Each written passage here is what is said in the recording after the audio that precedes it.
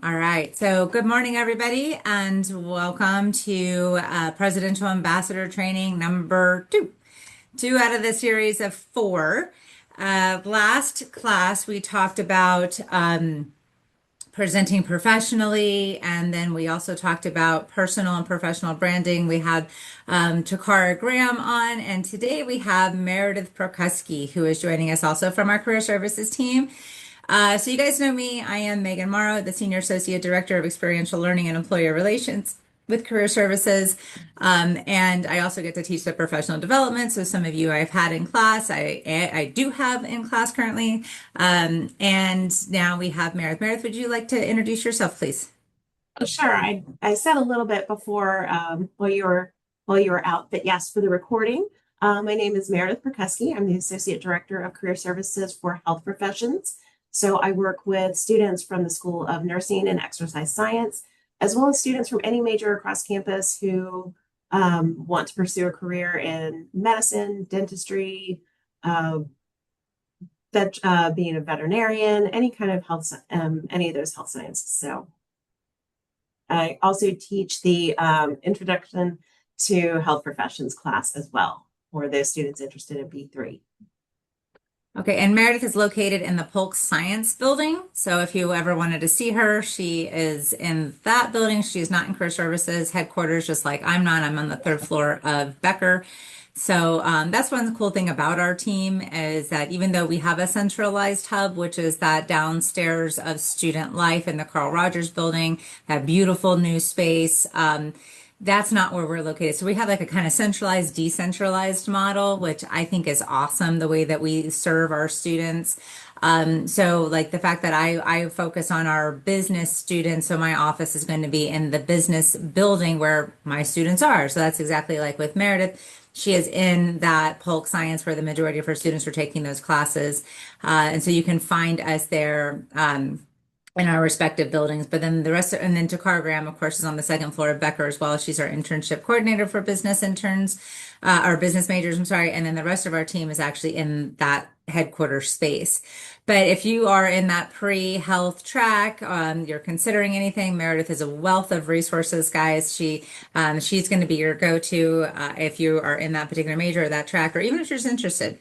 You can pop by or send her an email or make an appointment with her to talk about your options.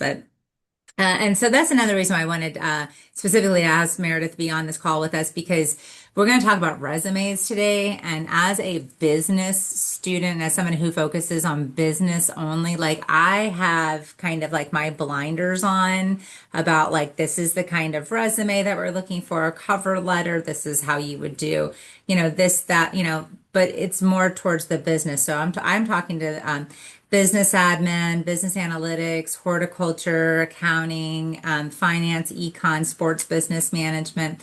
So that's going to be a completely different lens than somebody, if there's like we also have a team member, Taylor Shook. She does her education. So like if you're in education and you want to be like a kindergarten teacher or second grade teacher, like that resume and those interview questions and all that stuff is going to be completely different than someone who's going for nursing versus someone who's going for, sports or who's going to be a CPA.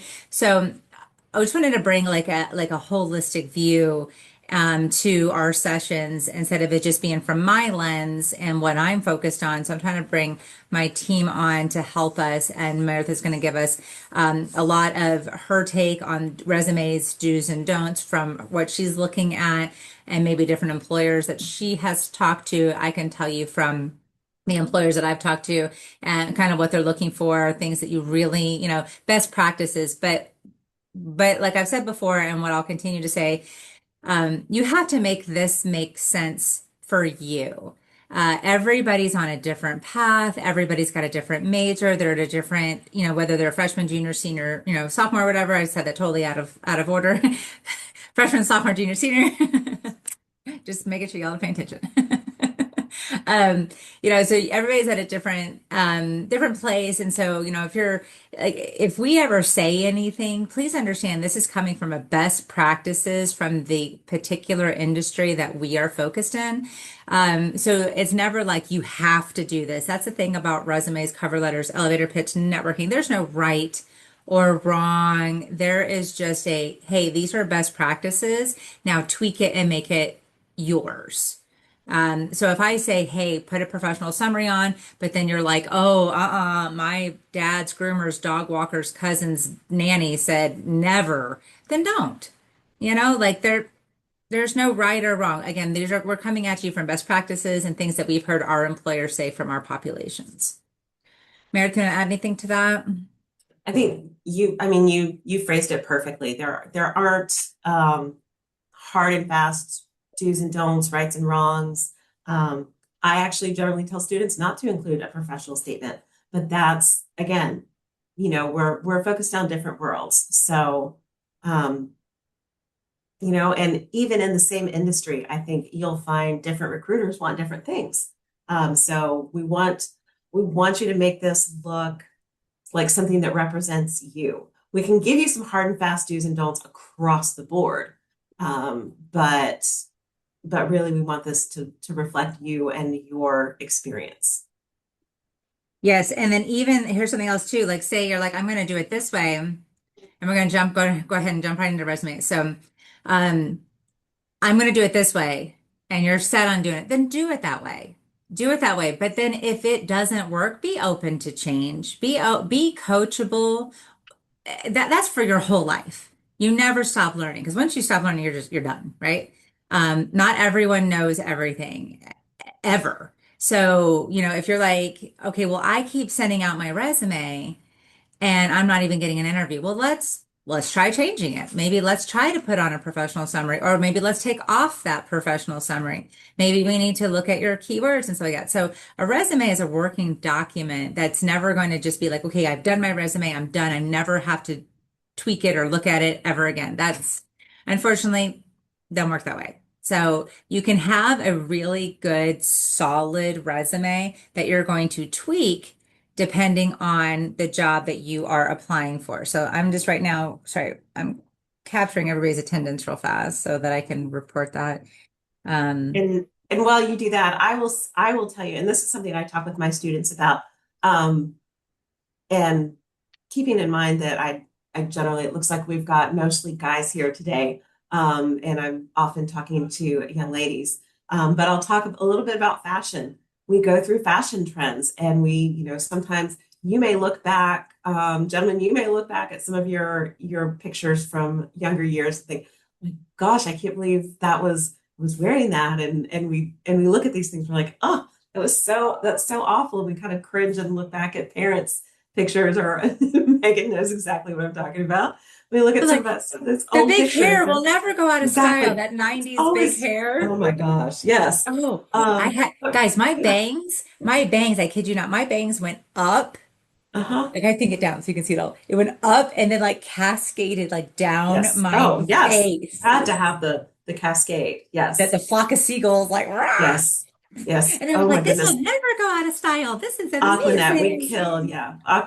We killed the ozone. But resumes are kind of, we look at resumes and you think, okay, well, this is just a boring, soul-sucking black and white document. And they do look boring. My kids hear that all the time. It's just soul-sucking. But resumes really, it's weird to think about something as boring as a resume going through kind of fashion trends, but they really do. The resumes that were super popular when the earth was cooling and I was doing my first resume, look actually kind of similar to what we recommend right now.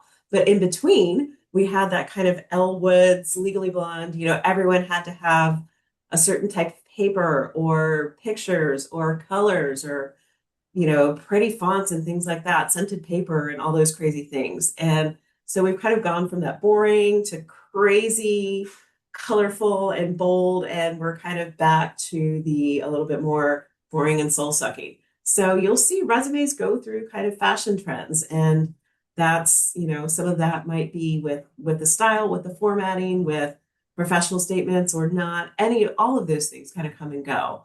But we will try to give you best practices for what we're hearing from our employers today, what we're hearing from schools today. In 10 years, that may change. Oh, So, in one year it could change. yeah, Yeah. absolutely. So as you get out there and you go through this process right now, you go through it again closer to graduation, you go through it again, when you're looking for that second job and that fifth job, please, please, please don't look back and say, oh my God, this stupid ladies in career services told me never to do this. And it's exactly what everyone wants now. These are dynamic. They are going to change. So, Well, your fashion, that analogy is fantastic. And if you didn't patent that, do you mind if I steal that when I talk about oh, resumes and please professional development? Because I think go that's for it. amazing. I Go mean, for it. that That's actually, really, yeah, yeah. that paints a really clear, easy picture to kind of digest because, Mhm. like I think back when my parents were, teens, it was the bell bottoms, the long Mhm. hair and the straight Yeah. long hair and bell bottoms, and then I was like, that you guys just look dumb. And then Yeah. sure enough, I have boot cut pants. They're not Bam, it comes considered, back. yeah, they're not considered bell bottoms, but I wear my boot cut jeans and I wear them with pride, and I'm like, oh, I look good. I might not, I probably don't, but in my head I do, and I'll be like, this is Yep. never gonna go out of style. Maybe in a couple of But years it's I'll all look back and be cyclical. like, It comes back. why does I somebody mean, want to go against that? I can't wait to see, the big hair come back. That's gonna be fun to watch.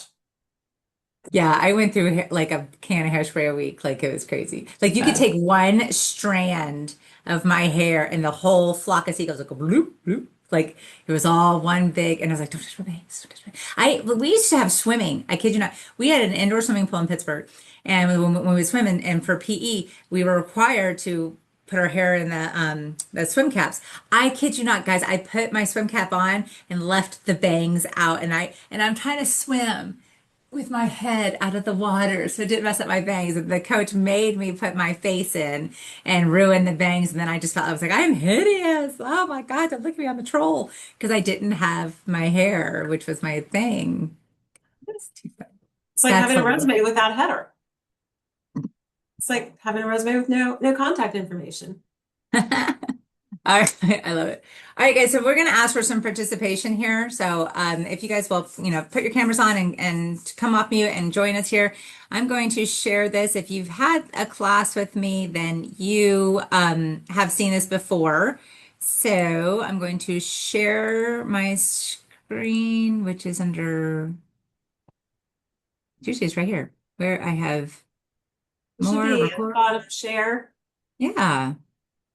What am I missing here? Okay, and I'm gonna try more meeting and Oh, yeah, it is gone. That's weird. yeah, why is it? Oh, there. Okay, I saw it. Share.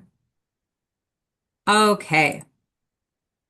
All right. So again, if you've had my class, you've seen this before, so this will hopefully be a little bit of a refresher, but let's take a look here. You can just come off mute and we can just make this interactive. But here is, all right, so I know I need a job, I need a resume. So I just went on to Canva and I made this resume. So let's take a look there. And let's talk about the good, the bad, and the ugly about this resume. What do you guys think? Let's start with some of the things that are jumping out at you that you would probably say not quite on a resume.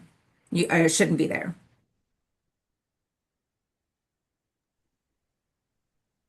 Just throwing this out there, based on what the modern standard is, I feel like this is a bit more artistic rather than professional. Okay. Thanks, Eli. Yeah.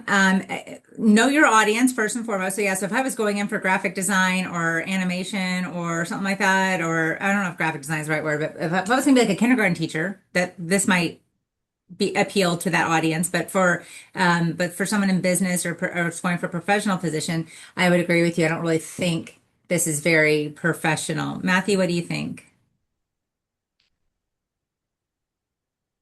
I would agree. I mean, I'm pretty sure the professional standard is to not have a photo of yourself in the resume. And if it's for an industry specific position, like for graphic design, I imagine like your ability to demonstrate, your expertise in that field comes in like a project portfolio that you also attach in your application, not, you know, stylizing the resume, if that's reasonable to say. No, it is 100%. Yeah, so let's talk about the photo real fast. And I'm gonna see if can you see if as I get it bigger? I'm always leery. Like once I share my screen, is it share just the screenshot or can you is my photo bigger now for you guys? No, we're looking at like your folder, like your resume folder, the list of your list of resumes, bad resume, professional summary. Are you seeing that? There we go. Okay. There we go. All right, so yeah, so let's talk about the photo first. I'm right there with you, Matthew. I would say no photos on a resume is typically going to be kind of our best practices. Now, we do work with a large international student base, and a lot of times they're like, "Oh no, back in Germany, everybody puts their photo on," or this is how I'm supposed to do it. So again, make it make sense for you. But if you are adamant, you're like, no, I have to have a photo, have it be a professional photo. This is not a professional photo. This is me. I'm sitting on the couch. I had been sitting with my child. We were actually at a friend's house. He was sitting next to me playing on his iPad, and then a girlfriend of mine, we were just catching up. And so I leaned back and I took my cell phone and I kind of leaned back and I just snapped a selfie of me and my kid like this. So this is probably like 7 or 8 o'clock at night. My makeup's not fresh. My hair's kind of everywhere. I cropped my child out. And there's actually like a little pieces of his glasses you can see kind of right here. This is definitely not professional. So if you are going to put a picture on your resume, have it be a professional headshot, which means it's taken professionally. There is a plain background, or you are set up against a good background that depicts your industry. Definitely not the back of your friend's couch or you at the beach or with all of your cats or, cropping kids out, that kind of stuff. It needs to be a professional summary, professional headshot. And if you do not have one, guys, guess what? Career Services headquarters has a professional headshot room. We actually just got a brand new system, so it might not be up yet, but it's a massive upgrade from just the iPad and the clicker that we've had before. Even though that was great, this is going to be even better. Okay. We spent some moolah, so you must go use it. Okay. We can't spend that kind of money without it being used, or we'll get in lots of trouble. So, okay. So yes, we can agree that my picture is not good. All right. What about my email address? Funnygal@hotmail.com. No, Eli's like, not having it. Well, first of all, who does Hotmail? Come on, guys, get out of the 90s.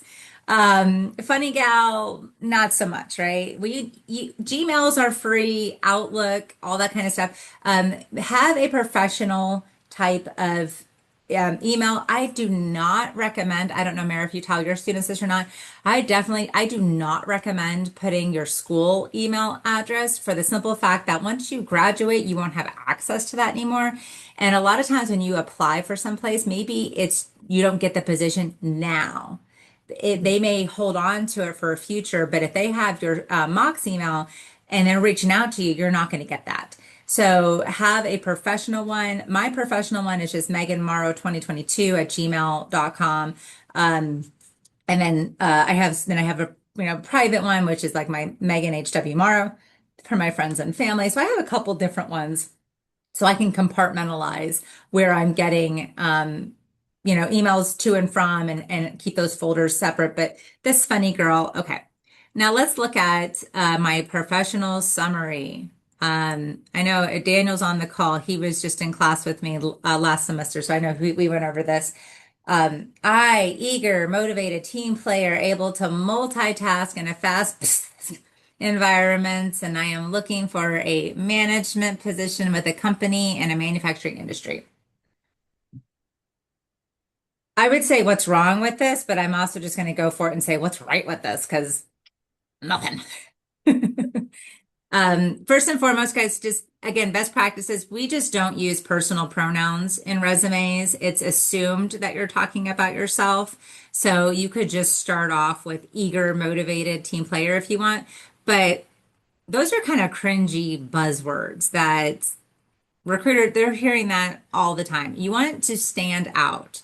Your job as an applicant is to make yourself be the obvious choice, is to stand out from your competition. And so if you're putting this generic statement, and also notice I also have I eager. So of course I got some grammar errors. Psst, I got some spelling errors. more personal pronouns. And I don't even make it specific. I'm just like a management position with a company. If you're going to put a professional summary on your resume, it needs to be tailored specifically to the job and the company that you are applying for. If you have this generic statement, that person, that recruiter or hiring manager is going to look at that and be like, you know what? No, you didn't even take the time to research the company. Clearly they're going to think in your head that you've got just this one resume and you're just click, click, click, click, click, click, click, and applying to anything and everything, which doesn't make them feel special. They want to feel like you care as much about this position, this company, this opportunity as they do. They don't want to just hire someone who's looking for a job. They want someone who's going to make it their career. And so you have to be invested. So what I tell people, and Mary, I'd like you to jump in a second. What I tell people, if you, I know you typically tell them not to do a professional summary, but if you're going to do a professional summary, I say, first of all, know the position and the company and state that in your summary. Go back to the job description and pick out 2 to 3 skills that they state on the job description. And here's a pro tip. If it's repeated, it's important. So if they say a couple times on there, leadership skills, communication skills, interpersonal relationships, stuff like that, and you feel like you possess those skills pretty well, highlight those in your summary because you're telling them, first of all, that you've done your research, you've looked it up. You know what they're looking for. You possess those skills. Again, this is you making yourself the obvious choice. If they need someone with presentation skills and interpersonal skills and good communication skills, but I'm like, hey, I can train horses and I can be the best underwater basket weaver and I know how to knit, they're going to be like, that's lovely. It's not relevant. Okay, so you need to pick the skills you're talking about with relevancies. Mary, you want to add to that? Absolutely. And one of the biggest things I will tell you, and I think this ends up getting more into bullet points, but I think there's a way to do it with professional summaries as well. Show us, don't tell us. And it's one of those things where I'll get into it, especially in skills sections, which spoiler alert, I hate. Talking about, if you've because I feel like skills and the skills sections always kind of tell no one knows what to say with those. So they'll put like communication, time management. I'm like, baby, if you have to tell me communication is a skill, it's not. If you have to tell me that's something. So if you're seeing that they really want leadership, dedicated leader through this, and this. Don't just tell me you've got leadership skills. Give me some examples. And I know professional summaries, you don't really have the space to do that, but pick some of those things that, like Megan said, have been repeated. And again, presentation skills with this, and this, or leadership skills through X, Y, and Z. Give us some of that. Give us more than eager, motivated, general something. Team player, yeah, that kind of stuff. Yeah, be Give me very some specific. specifics.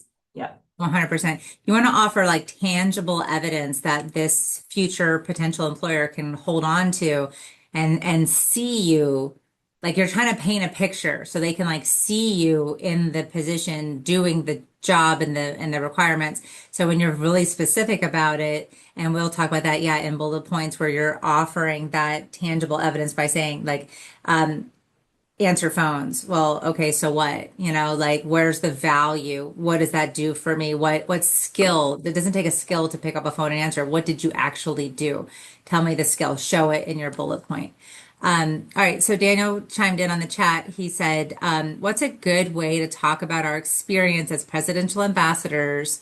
Is this at dawn or I don't know if there's a word or board of trustee events on a resume so it shows professionalism and communication skills we use. So that's perfect. Let's put a pin in that until we get to the bullet points in just a minute, Daniel, and we'll talk about that because that's a really good question.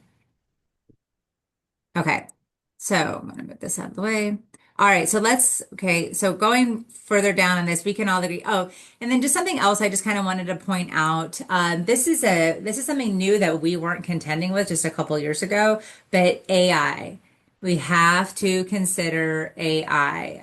A lot of companies, especially bigger companies, or if you're going to apply on some type of job board like LinkedIn or Indeed or something like that, or even on their company website, if you're applying on some type of online format, there's a good chance that that company is potentially using some type of AI. We call it ATS for applicant tracking system.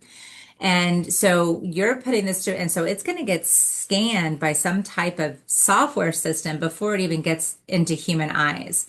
Not into your eyes, it gets in front of human eyes. If it's in your eyes, that could be a problem. It's getting in front of human eyes. So you want to make, you want to as make it as easy as possible for it to pass this applicant tracking system. And so that's where we talked about the keywords. If you don't even have the title of the position, say it's business analyst or HR generalist or, executive director. If you don't even have that, a lot of times what the recruiters are putting those keywords in, it's not even going to get picked up.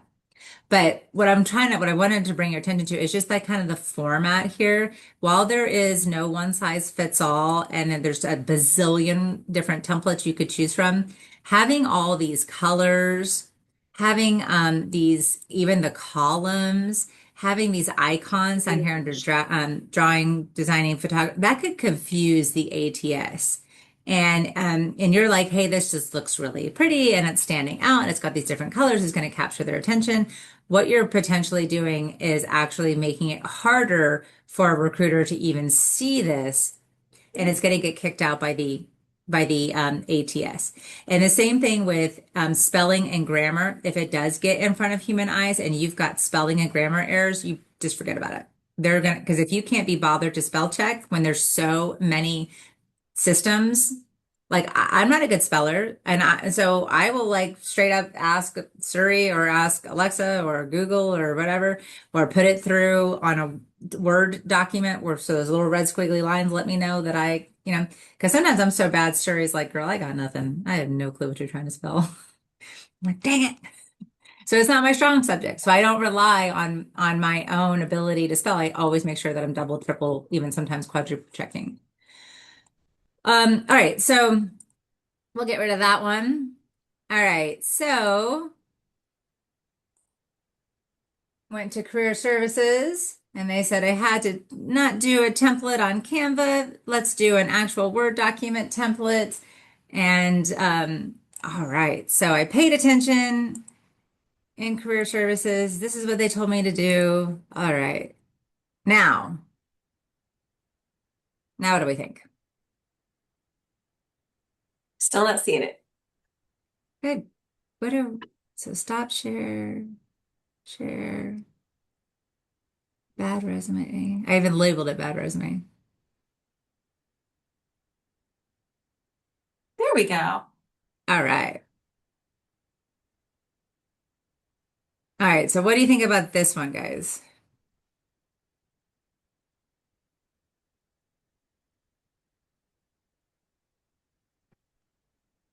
It's better, right? All right. So your name, if you think about a resume as real estate, location, location, location. We read left to right, top to bottom. So the most important information really does need to be at the top. So my name should be the biggest thing. It should capture your attention. But it does not need to be in a different color, and it definitely does not need to be in this really fancy, funky font. Again, you might be saying, hey, this is really going to grab their attention. It could, but it could also get you kicked out from the applicant tracking system because they're like, they don't understand, they don't recognize that. You're best to stick with boring, like Meredith was saying, kind of that soul sucking, boring, you know, just Times New Roman or Calibri is perfectly fine, but you don't want to start getting all crazy with these fonts and these colors. First of all, it just doesn't look all that professional. And second, if I am applying through a job board, it could get kicked out. Now, if I'm handing this to somebody or sending it in an email, I still would caution against, and my name is ginormous. It is 48 font when everything else is 12-point font, so it does not need to be 48 font, maybe like 16. All right. Yeah. All right, but Nice. I changed my email to Gmail, so that's better, right? Eli's like, no. Party all night? No, no. It's still not something it's just still not very professional. What can you see that I'm missing though in my contact information? Your phone number? Absolutely, guys. How are they going to get in touch with me? I mean, yeah, we all email a lot these days, but there's still some people who pick up that old phone and want to call. So I'm making it difficult. You have to make it as easy as possible for them. So you definitely need your phone number. Now you also need your LinkedIn profile, but I will tell you this. So I read a study where it said like 77% of resumes with a LinkedIn profile got views by hiring managers and recruiters over people who didn't have a LinkedIn profile. But here's the caveat. If your LinkedIn profile is just bare bones, maybe you just created it because you're in my class and I made you do it and you're trying to get, grade for an assignment, or like I know somebody told me I should have a LinkedIn, so I just made it, but I haven't done anything with it. We call that can quote unquote bare bones. Um, don't put it on because that can hurt you more than help you. Right. So yeah, your LinkedIn should be robust. Your LinkedIn should be active and it should be robust. And we could go on a whole nother training. Actually, our partner Takara Graham does a LinkedIn training. So if you guys need a workshop on that, if you're like, yeah, I know what LinkedIn is, but I don't really use it, I would highly recommend you sign up for Takara's workshop that she's going to do next semester. And so you guys can be like, okay, how can I leverage this to the best of my ability? Okay. So I one thing, Go ahead. can I Sorry. jump in? Yeah, One please. thing I will tell people, and I know like this one lists Lakeland, Florida. I've seen some, and I think your last resume to have like a full address. Full address really is not necessary on a resume. That's going to be something you report with HR. I will actually tell my students, again, this is kind of the world that, the lens that I'm looking through. Um, you don't need to list a city. Email and phone number. That's how they need to get in touch with you. There are some cases, depending on your industry, and like I said, I'm dealing with a lot of nursing students. If they see a Lakeland, Florida location, and maybe they're going to apply for a job back home in Nebraska, no, that shouldn't come into play, but realistically, it can sometimes. That can be, kind of cause confusion. Why are they applying for a job in Nebraska if they live in Florida? When are they going to be able to start? Do they want me to pay moving expenses, things like that? With nursing students, I'll even tell them, even if you're applying as close as Plant City or Tampa, um, if you're someone who needs to be able to be in at the drop of a hat, is that going to be an issue? Now, if you're working remotely, it shouldn't matter. But then again, kind of like we were talking about, everything on a resume comes down to real estate. And are you taking up space with relevant information or information they don't need? So I will really push for just including that basic contact information, phone number, email. And again, if you've got a LinkedIn account, if it's good and strong, absolutely put it there. If you don't, do not. If someone is really, really hell-bent on checking LinkedIn, they're going to look you up. If it comes down to you and one or two other candidates, they're going to look you up. And again, Takara can offer some really great tips on LinkedIn. I love using it for certain things. But the biggest thing I will tell you, if you've got a bare bones LinkedIn profile, please, please, please, at the very least, make it professional. The worst thing you can do is have a LinkedIn profile that's out there, that's public, that's negative. I would Yeah. so much rather you have bare bones than negative, but let's make it let's use it to the best of its abilities. Great advice. Great advice. Yeah. And sign up for Takara's workshop, guys. She does a great job on it. And she's on it quite frequently. I get on it daily. I'm always reposting opportunities. If you're not connected with me on LinkedIn, please do. Please connect with me. But you have to find me using my full government name. So you have to look under Megan Watson-Morrow. If you just look under Megan Morrow, like there's too many, it's too common of a name. But if you look up Megan Watson-Morrow, and then I also recommend that you well, I recommend that you connect with all of us on the team. And then also follow Florida Southern Career Services. because we now have a dedicated LinkedIn page for career services. Make sure you're following that because we've got people that are reposting tons of opportunities for you guys, whether it's internships or post-grad placement opportunities for all majors. So even if it's something like I typically don't repost something maybe that's nursing or something like that on my wall because the majority of people that are connected with me are doing business. But the career services will repost every opportunity. And I repost anything that I think is relevant to I know who's on my page. So please make sure that you're connected with us. But also to any event that you guys go to, all of your presidential ambassador events that you guys are doing, take a picture of yourself, take a picture of the event, and then post about it. I kid you not, this is great. This is a great way to get exposure. This is a great way to build your resume, build your profile. When you're connecting with people at networking events, maybe you meet the CEO or somebody at an event where you're wearing that nice, pretty red blazer, and there's a lot. Ask them, hey, can I connect you on LinkedIn or find them? But when you connect, make sure you send a note. Hi, Meredith, this is Megan Morrow. I met you. I'm a presidential ambassador at Florida Southern College, and I met you yesterday at the CEO 100 event. I would like to connect. A lot of our high power business people, they get hundreds of requests a day. And if they don't know you guys, they're going to just say, ignore, ignore, ignore. But if you send a note like, hey, this is who I am, this is where we met, and this is how I know you, and I want to connect with you, boom, they're going to accept it. Okay. But I don't want to spend too much time on that. Let's look here. Let's look at the format of this, first of all. So format's not everything, but it does set a precedence. So if we're looking at the format of this resume, I did use a template. So I've got it's plug and play, which by the way, you can change any of these headers that you want to say anything. You definitely want to have your education there if you're doing a professional summary, obviously your work experience. But if you don't have leadership experience or something, you could change that to volunteer, collegiate involvement, internship. You can really change this to anything. But I'm trying to draw your attention to just the basic formatting. We've already decided that my professional summary needs a lot of help. So we're not going to talk about that. But let's look at the headers. What's the difference between professional summary and education? Education is all capitalized and professional summary is not. Yeah. Yeah. And it really draws your eye, especially if you are, if that recruiter or hiring manager is someone who's got great attention to detail and they're like really into like things to be exactly the way that they need to be, this could really cause someone to start twitching, like same with like spelling and grammar, right? So if you are going to capitalize your categories, make sure they're all capitalized. Same with dates. I have graduating class of 2002.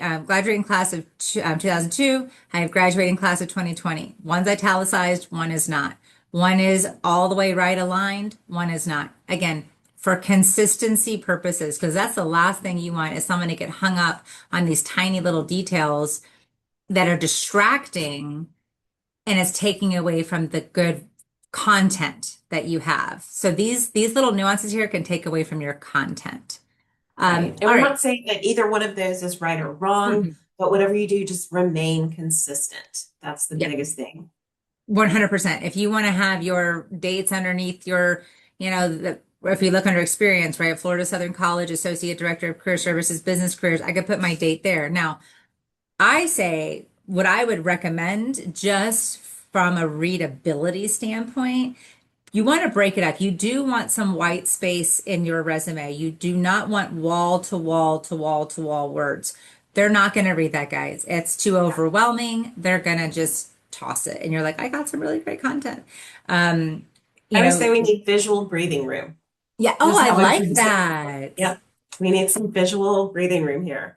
So, Yes. So chunk it up, make it easy. Another thing too, guys, they're going to scan your resume before they actually read it. absolutely. So a study I read that actually Dean Weber shared with me was you got about 6 seconds. They're going to look through your resume for about 6 seconds before they decide, hey, am I actually going to read it? So they're going to scan your name, maybe they're looking for just the bare basic. Do they actually have a degree? What do they are where they have they been working? But they're going to scan before they look and they read.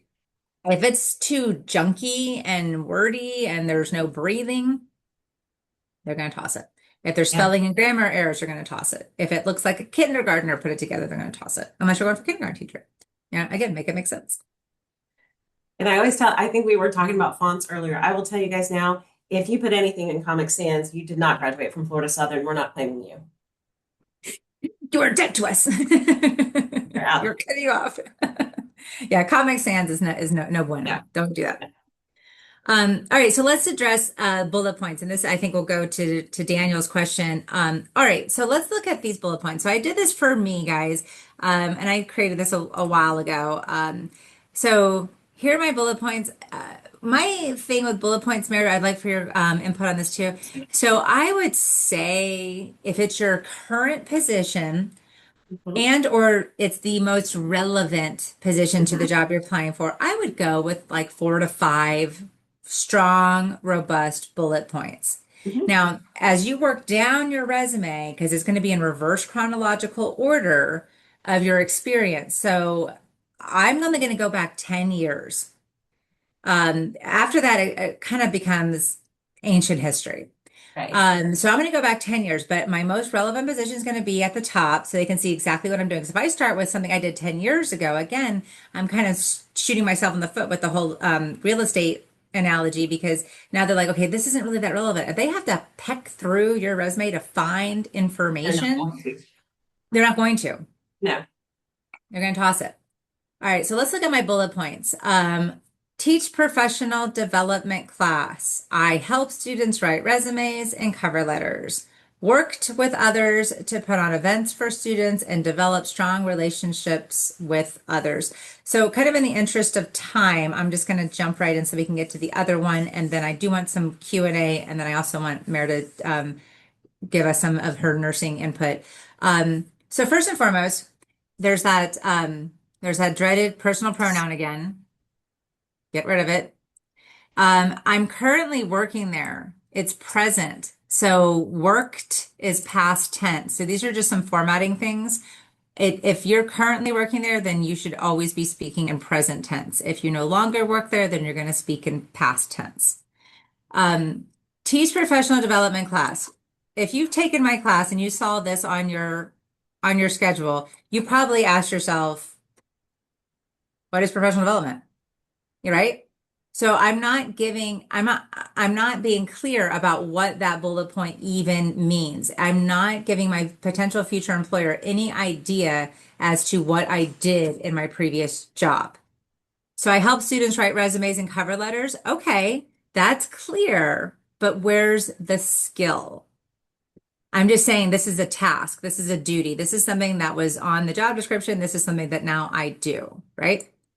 Work with others to put on events for students. Again, what does that mean? What kind of events? Am I doing puppet shows after hours? Are we just ordering pizza? Are we going out, cleaning up the highway? Like, what do you mean events for students? Where's the skill? Where's the value?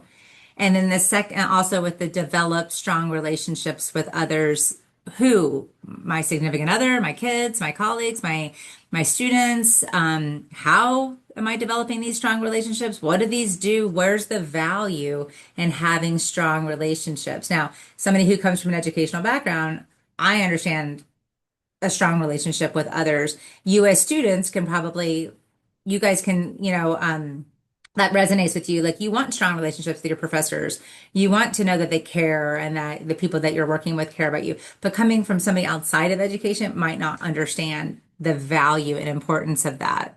So the only thing I want to kind of bring your attention to is I'm going to reshare the screen again. And one thing while you're doing that, Megan, I will point out, I see this so often, especially with students who are just putting their first resume together. It's hard to talk about ourselves, right? It's sometimes it's really hard to boast about what we're doing. And we always talk about using good, strong verbs. The reason we say that, I cannot tell you how many I see with assist with this, helped with that. And if it's something you're doing, own it. don't downplay your involvement in something. Again, when I'm talking with nursing students, if you assisted with brain surgery, yes, assist is absolutely important. I don't expect anyone at this level to be doing brain surgery or to be leading that. But if you coordinated an event, yes, own that. So just kind of be aware of how often you're using those more passive verbs and get in there, use those really strong verbs that let us know you are active and you have an active role in this. And that's a good point to make. And if you're struggling, guys, first of all, brainstorming is wonderful. Ask other people around you what they feel like you're good at. Because if it's hard to speak about yourself, ask other people who know you. Your Mhm. classmates, your professors, call home. Whoever's at home, like, first of all, wants to hear from you. I guarantee you that. Uh, Yes. as two moms who have children who are out in the world doing their thing, we call home. Call Yes, home. please. But you can also lean into AI, guys. It's perfectly Yeah. acceptable to get into ChatGPT and be like, what are some great strong verbs I could use for this? Or, feed it your information and ask it to help you write some strong bullet points. Just I caution, caution, caution against copy and pasting because it's Huge not difference. you, it's not your voice, it's not how you talk. And if you fall into that super seductive easiness of going into ChatGPT and be like, hey, here's the job description, write me a really beautiful resume, and it pops out this gorgeous thing, and then you submit that, and a hiring manager's like, oh, this is a prime candidate. They get you in front of them and they got your resume, and then those two don't match. Yeah. And it's going to be a really uncomfortable conversation because they're like, wait, where's the person on the resume? Yeah. And Who's this person in front of me? I've seen AI take some things where, like, I was working with a student going for a master's program, and it took her personal statement and changed it to, I already have this master's degree. So if you're going to run things through AI, it's absolutely okay to do that, but make sure it's maintaining the integrity of your experience and your voice. It's okay. You're going to have the version of you that's with your friends. You're going to have the version of you that's maybe with us or a potential employer. But if AIU is way over here, it's just so glaringly obvious. It's uncomfortable. I've seen, like I said, I've seen AI completely change experiences. And the last thing you want to do is go in there with a resume and they're like, wow, tell us about this time you created an orphanage for starving children in Africa. And you're like, I'm sorry, I did what? And you think they've got the wrong resume. And they're like, nope, this is you, isn't it? And you're like, that's AI's version of me. That's really cute. We don't Yeah, want to do that.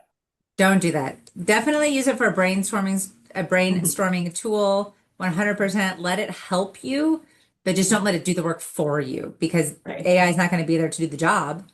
So No. it needs to be you who's getting the job. All right. So you guys can see the new resume, right? Yep. Okay, perfect. Okay. So my name is still big, but it is not 48 font big. It's bold, which is perfectly fine, but it's in the same font as all of the rest of my resume. I cleaned up my email. I added my phone number. I added in my LinkedIn summary or URL, sorry.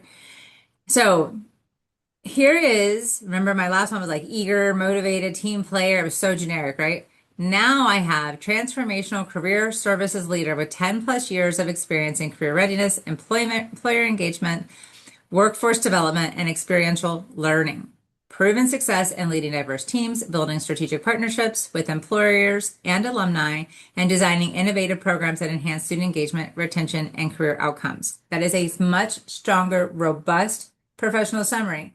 And so the only thing that I would change on this is, first of all, I need to make sure that the job I'm applying for needs career readiness, employer engagement, workforce development, experiential learning, right? And then I want to also add the title of the position and even the company. I would add that into my professional summary, making it super specific to that specific job I'm applying for. But I pulled this from a job description, which this is what they were asking for. And then I even talk about my own skills that I can bring to any table I feel is relevant. So leading diverse teams and building strategic partners with employers and alumni and designing innovative programs. those are some of my personal skills, but I've married them to the skills off of the job description. So I've made it robust. I've made it specific. I made sure that everything is, my formatting is all great. Everything is very uniform. Everything is capitalized, capitalized, capitalized. I do see an extra space here, which I don't know if I could even, nope. Ah, messed it up. Okay. If I scroll down, can you see my scroll? Uh-huh. Okay, good. All right, so you can see now my dates are all right aligned. Nothing is italicized. It's looking really much more uniform. All right. Now, going into my bullet points. So remember, I said I teach professional development class. So now instead, I tell my students all the time, if you're going to write a bullet point, ask yourself, so what, at least twice. So teach professional development class. Okay, so what? Basically, why did I do that? I'm trying to drill down to the reason why I did what I did. Okay, well, I teach it to help the students get prepared for life beyond college. Okay, so what? Where's the relevancy? What's the importance? So I have now design and teach a professional development course for 160 first year college students. If you can quantify any of your statements, that really, really That's offers great. tangible evidence. Focusing on developing essential career planning and management skills. So that's the whole reason behind professional development. All right. I said I help students write resumes and cover letters. But instead serve as a personal career coach for approximately 600 students in the School of Business to revise resumes, prepare for job interviews, and conduct career research. Again, much more robust than just I help people write resumes. All right. So it goes on. So you can see I start each one with a strong action verb. They're all present tense because I currently work there. And then I'm demonstrating the value. So Daniel, to your question, um, and Mary, if you want to jump in as well too, the question was how did these students, was a good way to talk about their experience as professional ambassadors at these events and where they use professionalism and communication. So how would you advise somebody on that, Mary? Honestly, I would tell you start with the basics. Think about what it is you do. You communicate with people from diverse backgrounds on a wide variety of subjects. You have to remain knowledgeable about the college and lots of different things that are going on. Just put some of those down. Start with some of the really most basic things that you do. Think about how you can develop it. And again, like Megan said, if you're kind of stuck on how to make that sound, a bit more professional, a bit more, you're looking at and you're going, so what? I don't know. Lean into AI. Use that, use that kind of that job description of what is a presidential ambassador and what do you do. Don't be afraid to take from that. Give it to AI and say, here are some things I feel like I do. Here's the job description. How can I incorporate some of this language and make these bullet points stronger? And one really little nitpicky thing I will add, because Megan's done a great job talking about these bullet points, and just the English major in me is going to come out and point out these are not complete sentences. We're not using that subject. We're not saying I design and teach, I serve, I collaborate. That I is implied. These are not complete sentences, so they don't need periods. That's not something that's going to get you hired or fired, but it's one of those, again, remain consistent. And because these are not complete sentences, these don't need bullet points, do not need periods.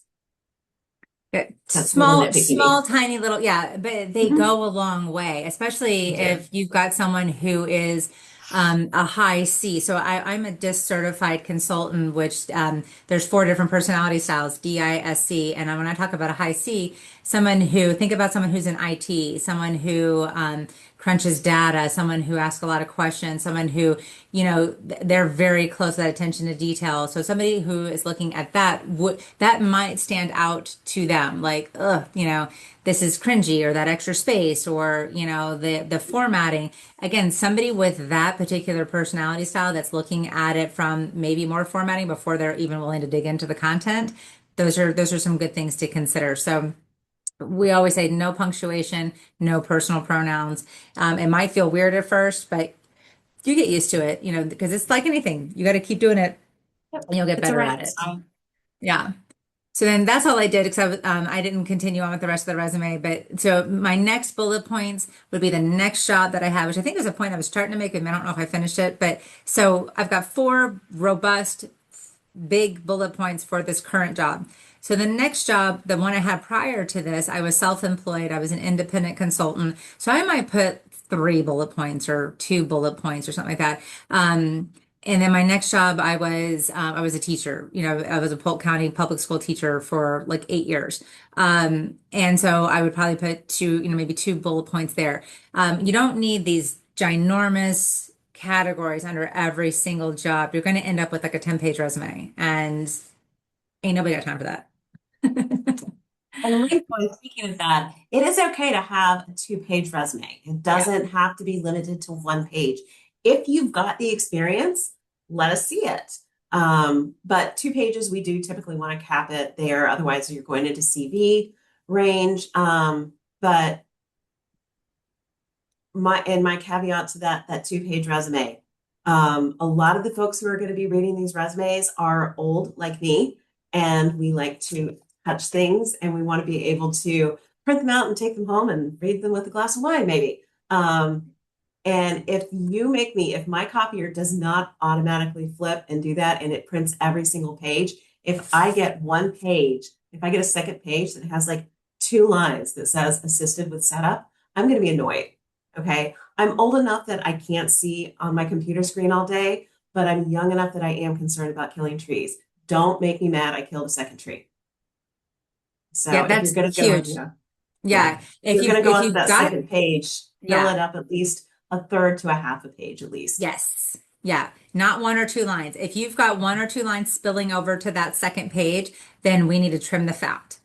Mhm. All right. But if you're going into a third, maybe even a half a page, and it's relevant, that's the important piece too. You can't just be droning on about every single experience you've ever had. And I know that sometimes that's difficult because you're like, I've got so many good things. Well, so do I. I've been out of school for 25 years, guys. If I do not have a 10-page resume, you don't need a 10-page resume. You don't have the years on me that I do.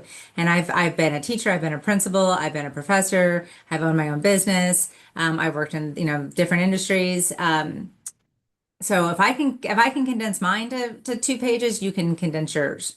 So again, it's difficult because you're like, there's so many good things. Well, let's just find a way. And that's what lean on us for, guys. That's what we're your campus experts on this particular field. If you're having a hard time with getting it down, let us help you. All right. So Daniel says Candace. resume 1 page with info front and back, or resume with info on the page and then info on another page. Are you talking about like having your header on both pages?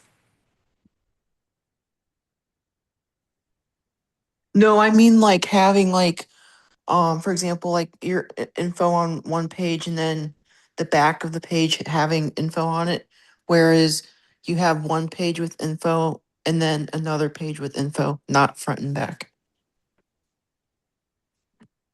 I'm still not understanding. I'm sorry. Yeah. So like say if I like gave you like my resume and I had like info on the front page and then info on the back, is that okay? Or do you want or is the information supposed to be like info on one page and then on the other page it's just info? So you're saying like have it be front and back versus 2 pages, two separate Yes, pages? correct. Okay, so So that's what basically, Meredith was just. Go ahead, Levi. I'm so sorry. I just wanted to like basically, Daniel, what you're saying is like double-sided. Yeah. Hmm. Okay, Okay. okay. Yeah. All right, thank Okay. you. Honestly, some of that's going to come down to how the person, if you email it, or if it goes through an online, that's going to come down to how the person prints it, really. If you're handing them a resume, um, I would say front and back. You want to keep it as easy as possible as for them to keep it together. Think about, again, think about the old cat lady who goes home with a glass of wine at night and the cat knocks everything off her desk. You want her to be able to, or him, you want that person to be able to gather everything together and immediately see this goes with this goes with that. And that's again where some of that professional branding, using that same font throughout your cover letter, throughout your resume, keeping everything that kind of looks the same together.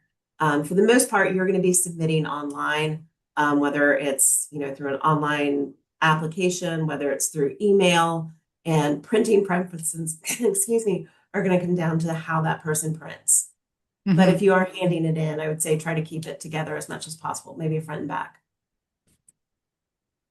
I think Daniel, that's going to be more of a personal preference. But because I know I usually print mine on resume paper and then I do it on just one side at each time. I like the idea. She makes a very valid point about keeping it just one page so that they're not trying to, okay, where's the second page of this? And if it got, separated. But that's also a good point about having your header to match your cover letter, which is something else I know I always talk about. That way it's super easy to match them. But I think it's not a hire or fire thing if it's on two pages, front and back, or two separate pages. So I would just go with what feels good for you. All right. Do we have any other questions, guys? This was, Meredith and I'm sure could go on for another hour or two. And as much as I'm sure you would love to spend a whole other hour with us talking about, Resumes right here. All right, go ahead, Eli. Yeah. I just have. We didn't really go over this, but I noticed this was something that was listed on all three versions of the resume. How many awards and achievements would you want to list, and how do you recommend you describe them? Like when we write the bullet points and citations for them? All right, so list all of them.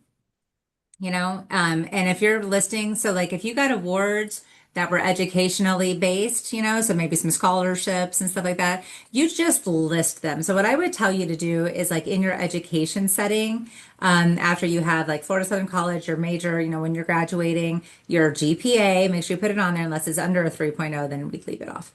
And then just to be in that same section, I would just go awards/scholarships, and then I would just list them with a comma separating them. I don't describe them. I don't list the dollar amount or anything like that. I would just say what they are. And that's what I normally advise students to do. Do you do anything different, Meredith? No, that's pretty much it. I was going to say, I can't share. I can make you a. Yeah, I was going to say, I won't list anything from high school, just because it's, once you get to the college level, you're pretty much, we're kind of forgetting about all of those great things you did to get here and focusing more on what you're doing in college. But yeah, I'll go ahead and list things or suggest students list things, like if you made the dean's list or the president's list, Danforth scholars, things like that.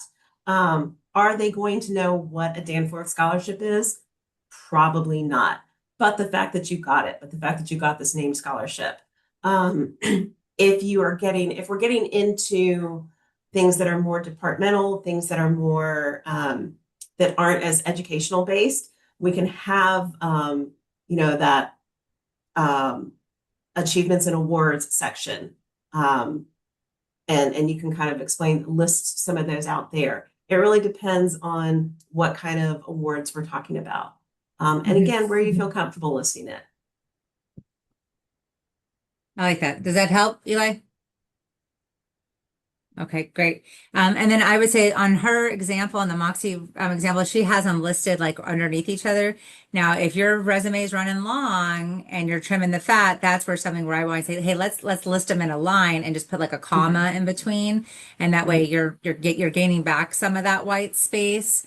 So I would do like presidential list, comma, dean's list, comma, Danforth scholarship, and have it just be on one line. Again, if you're running out of space, but say you can't even get your resume down to a page because you don't have enough experience, then do it how she has it listed right there, because that's going to give the illusion of a thicker, more filled out resume. without just adding fluff. That's the last thing we want to do is just add a whole bunch of fluffy stuff to fill it up. We don't want to make we don't want to make the font any bigger. Just like we don't want to make it any smaller and shrink margins to get more stuff on. Leave it at 11 or 12 point font. Make sure you've got readability, as she said, visual breathing room. And so there's a couple different ways that you can add that, but definitely just add that in your education department or piece. Okay. All right. Any other questions, guys? All right. Well, I'm going to go ahead and stop the recording here. This is the end of session 2 of Presidential Ambassadors.